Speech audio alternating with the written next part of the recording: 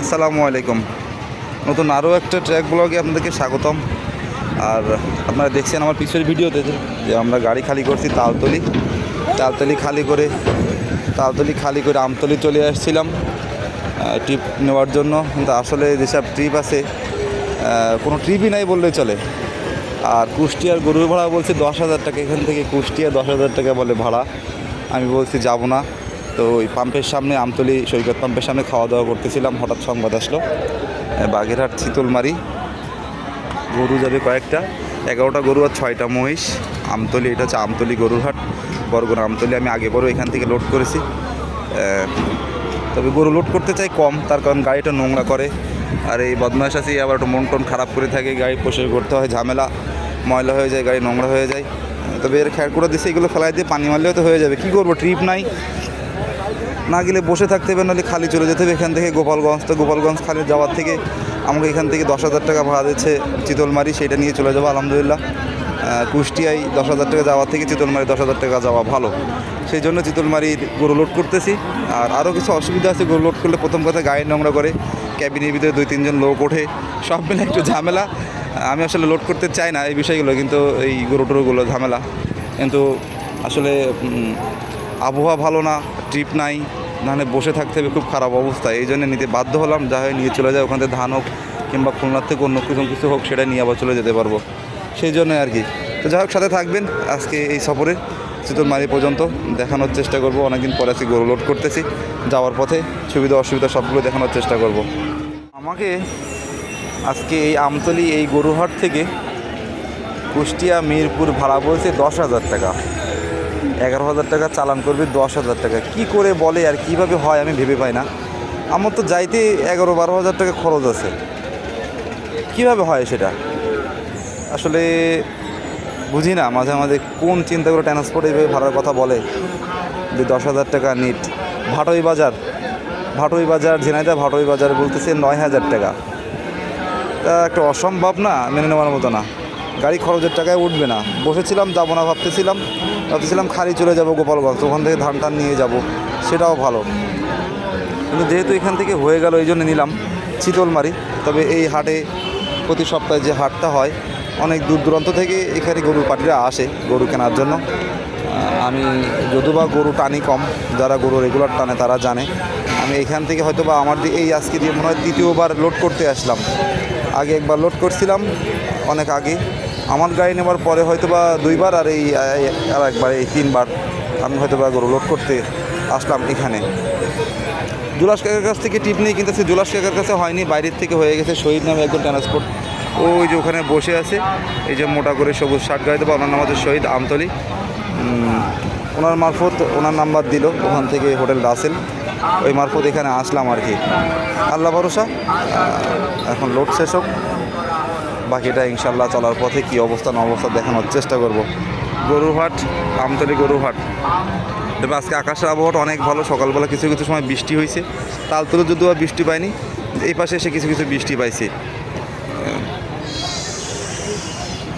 যাক, আলহামদুলিল্লাহ, ভালো মন্দ মিলাই চলতে হবে, সবসময় একরকম হবে এমন কোনো কথা নাই। এই হচ্ছে লোড পয়েন্ট, আর চলার পথে আবার দেখাবো ইনশাল্লাহ।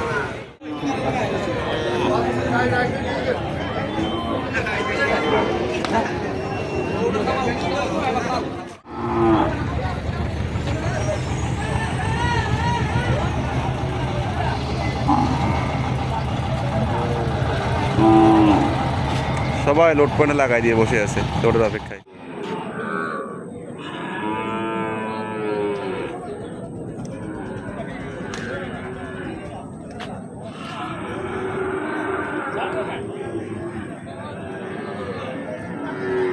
বেশ বড় সড়ো একটা গরু মহিষের হাট হয় আমতলিতে প্রতি বুধবার, বেশ নাম করা এবং একটু বেশ বড়।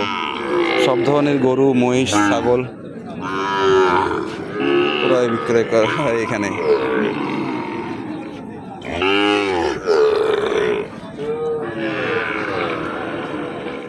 জুলাস কাকা, শহীদ কাকা সবাই চলে এসেছে আলহামদুলিল্লাহ। আমরা রওনা করতেছি। কাকা আসলাম।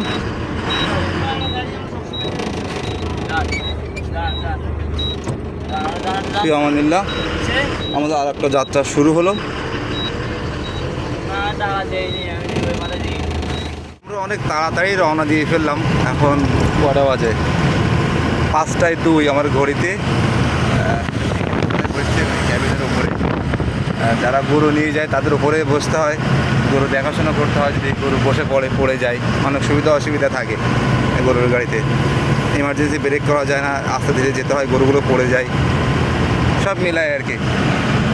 আকাশে প্রচুর মেঘ, বৃষ্টি হওয়ার একটা সম্ভাবনা আছে, এইটা নিয়ে একটা বড় ভয়। তবে যেটা বড় বিষয় সেটা হচ্ছে আমাদের ক্যাবিনের ভিতর কেউ ওঠেনি, ওনারা সব উপরেই বসছে। আসলে ভিতরে প্রচুর গরম, 3-4 জন বসতে কষ্ট হয়ে যায়।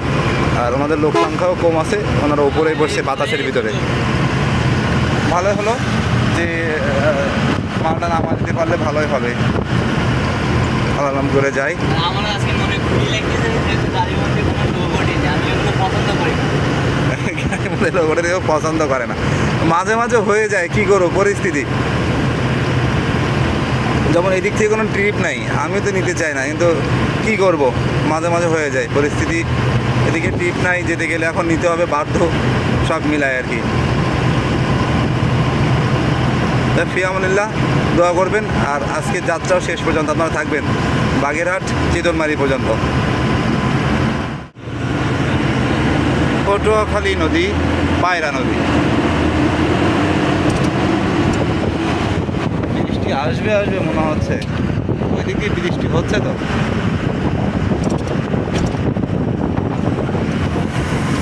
ওইদিকে বৃষ্টি হচ্ছে।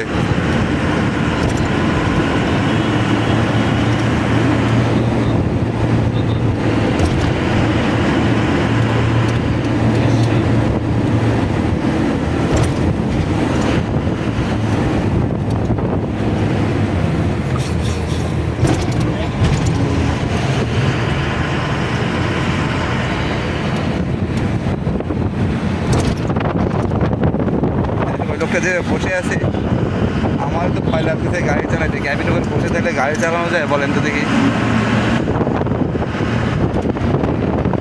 বসে আছে মানে এমন এক জায়গায়। 4, 5, 6, 7, 8, 9, 10।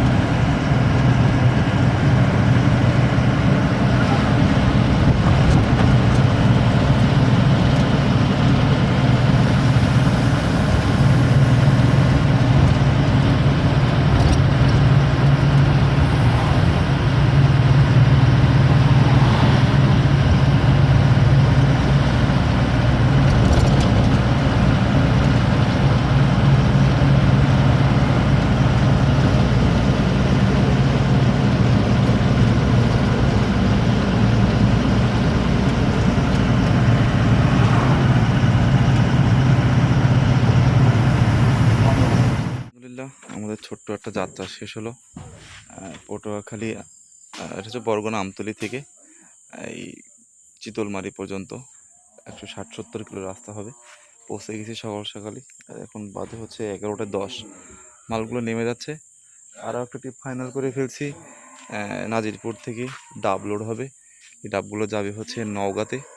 নওগাঁ ডাবটা নামায় ওখান থেকে আবার রাজশাহী থেকে আলু লোড করতে পারবো, সেই আশা করেই ট্রিপটা ফাইনাল করলাম। যেহেতু কালকে বৃহস্পতিবার, পরের দিন আবার শুক্রবার, সুতরাং শুক্রবার ট্রিপটা পাওয়া যায় না, অসুবিধা। এই জন্যে ডাবের ট্রিপটা ফাইনাল করে ফেললাম। তো একটু ভাড়া নিয়ে তর্ক বিতর্ক হচ্ছিল। ভাড়া 20,000 টাকা চালান করতে চাচ্ছে, আমার 19,000 টাকা। আমি বলছিলাম 20,000 টাকা আমাকে নিট করে দেন, তাহলে যাই। কোনোভাবেই শুনলো না। 20,000 টাকায় দিবে, চালান করবে, আর 19,000 টাকা নিট পাবো। তো যেতে পারলে হয়তো বা 6-7 হাজার টাকার মতন একটা ক্যাশ বাঁচবে। ওখান থেকে আবার আলুর ট্রিপ আছে রাজশাহী থেকে, সেই আশা করে নিলাম। ইনশাল্লাহ সেই সফরের ভিডিওগুলো আপনাদেরকে দেখানোর চেষ্টা করব। লোড পয়েন্ট ডাব লোড করতেছি, ডাব লোড করব, সেই সময় সেগুলো দেখানোর চেষ্টা করব। তো এই যাত্রা, আজকের সফর এখানে শেষ হচ্ছে। ইনশাল্লাহ নতুন একটা ভিডিওতে আবার ওই যাত্রার বিষয়গুলো দেখানোর চেষ্টা করব। সবাই ভালো থাকবেন, সুস্থ থাকবেন। আবারও বলতেছি, যদি আমার এই ট্রাক ড্রাইভারের ভিডিওগুলো ভালো থাকে, অবশ্যই চ্যানেলটি সাবস্ক্রাইব করে সাথে থাকবেন। On the way 360। আল্লাহ হাফেজ, আসসালামু আলাইকুম।